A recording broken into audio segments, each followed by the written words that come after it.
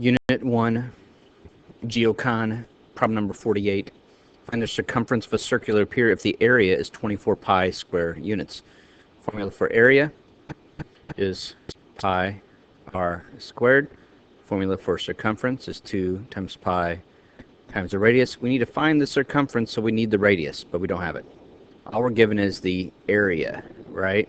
Area is this. So that means I'm going to put that area right there where that A is at. So I'm going to write where this A is. I'm going to write 24 pi. Okay, the formula is still the same. So I plug this A that I know in there. Now I'm going to use this to solve for my radius. So I'm going to solve this just like a regular old equation. I'm going to divide both sides. I need to get this r by itself, so I'm going to divide both sides by pi. And this works out pretty good because my pi's cancel, which is what I was going for. But they're also going to cancel on this side as well. So that leaves me with just on the right-hand side, r squared. On the left-hand side, just this 24. The next thing that I want to do is I want to take the square root of both sides. So I'm going to take the square root to get rid of this squared. The opposite of squaring is the square root. Square root of 24. 24 does not come out evenly as a square.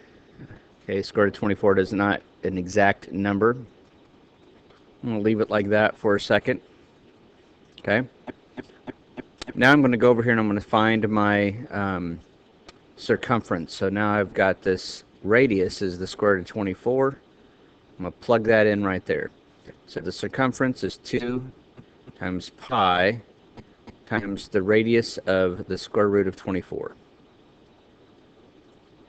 Now, there's two possible answers I'd be more than happy to accept here. There's actually 3, but there's 2 that you should know how to do.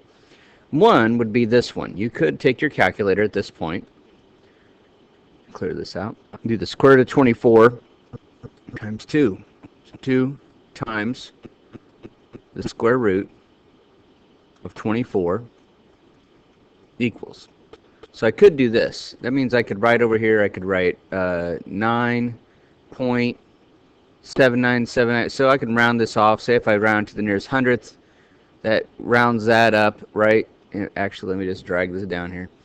Since if I want to round to this spot, I look at the next number over. Since it's bigger than 5 or bigger, that means this rounds up. A 9 that rounds up turns that into a 10, making this an 8. So I get 9.8. And it was, don't forget my pi, it goes right here, pi units. So I would accept this as an answer. The other answer I would accept, I'm going to switch to my green pen, or I'll put an or right here. Or I could take this and I could say, okay, 2 times, and go ahead and multiply, since I have to have a decimal anyway, go ahead and multiply that pi in there times the square root of 24.